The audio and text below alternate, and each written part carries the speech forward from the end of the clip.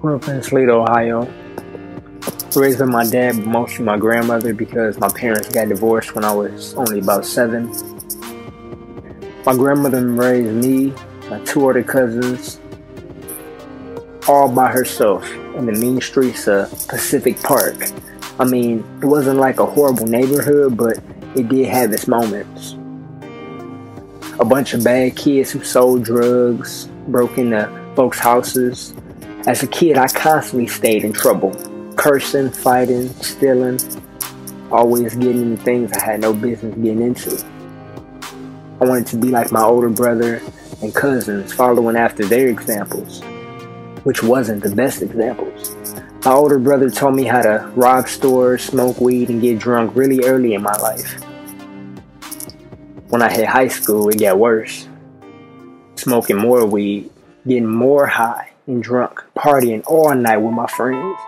And because my parents were divorced, I stayed with my dad and stepmom in Texas during school and with my mom for summers in Detroit, Michigan.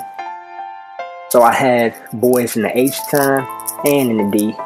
Our motto was money first, females second. Wilding out, doing whatever we wanted. The streets was our hunting ground. We treated women less than dirt. All of us, especially me. I saw females as something I could just use and abuse. Only as objects I could lust over. And man, did I lust. Porn addiction, masturbation addiction. I constantly skipped school, barely getting my work done in school. So I got kicked off the basketball team my freshman year, and I never came back because I chose to hang out with thugs and drug dealers instead.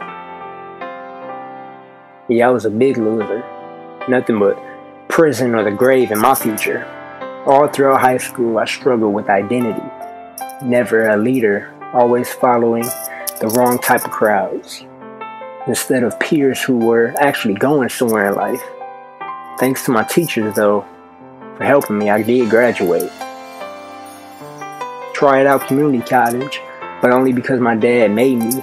Didn't really want to go back to school. I was tired of school, straight up. But I went for a couple months, then I dropped out. It wasn't for me.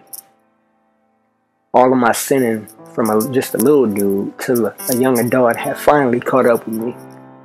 I was about to face a tragedy that I thought I could never ever heal from.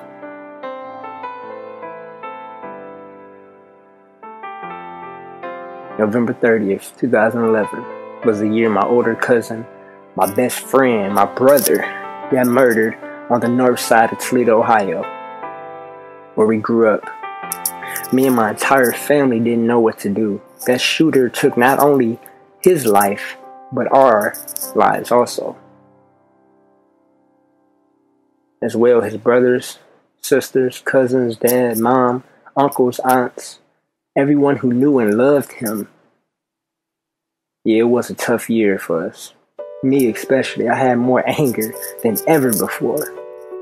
My grief just got worse and worse, so bad I didn't know what to do. Hurt bad. People who love me. I hurt people who love me because I was hurt.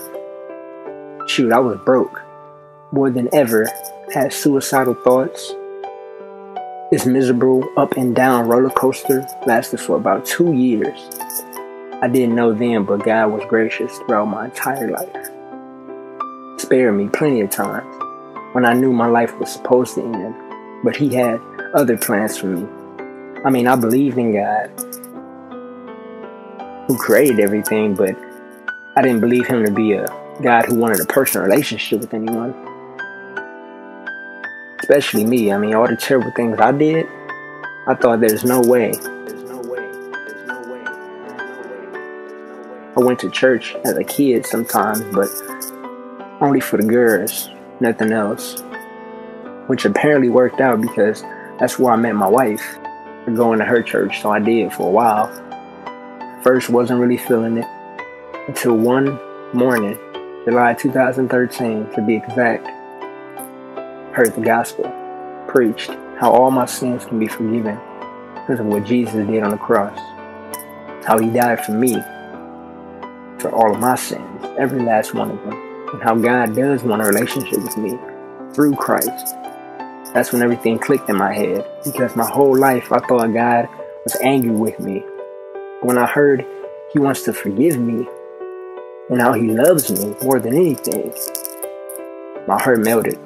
I was tired of that miserable life I was living, angry all the time, bitter, selfish, loneliness, filled with so much hatred. I wanted this emptiness to be filled in my heart. No amount of money could fill it. No amount of women could fill it. I was tired. I needed something real. I was tired of pretending for so many years, imitating rappers I liked. I had enough of fake. I wanted something authentic. I was craving truth, kind of truth that only can be found in Christ, in Christ alone. So I broke down at the altar and wept, asked God to forgive me for all my sin and come into my heart. Can't quite explain it, but at that moment I felt His love. I felt Him holding me and giving me rest. For the first time in my life, like a heavy weight was lifted off my shoulders. And since then, He's given me new hungers, new desires. I'm not perfect, by no means at all. Still have my struggles. But God's still working on me. He's shaping me into being more like His Son. And I'm grateful because of that.